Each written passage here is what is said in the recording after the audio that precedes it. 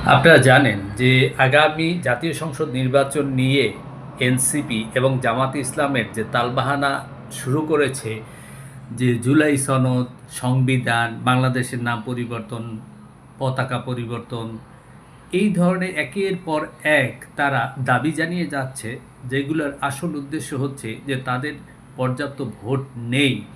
তাদের ভোট না থাকার কারণে তারা একের পর এক এই ধরনের কথা বলে বা ইস্যু তৈরি করে তারপরে তারা, যেহেতু জামাত ইসলামের অনেক মানুষ এখন প্রশাসনে বিভিন্ন সেক্টরে ঢুকিয়ে দেওয়া হয়েছে এবং এনসিপি নামক যে দল তার কর্মীরা তারা সমানে সচিবালয় থেকে শুরু করে বিভিন্ন অফিস আদালতে তারা তদবির করে পয়সা কামাচ্ছে।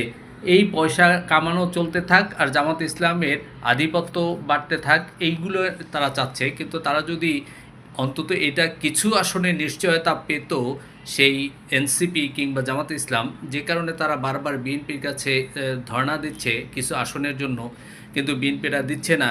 যদি এই কিছু আসনের নিশ্চয়তা পেত তাহলে তাদের এইসব কোনো দাবি থাকতো না। কিসের জুলাই সনদ, কিসের সংস্কার, কোনো কিছুই তাদের থাকতো না। তারা সুসুর করে নির্বাচনে চলে যেত। যেহেতু তারা জানে যে তাদের কোনো জনসমর্থন নেই, সেরকম জনসমর্থন নেই যে সরকারে গঠন করবে কিংবা বিরোধী দলে যাবে, তাই সেই কারণে তারা এত ধরনের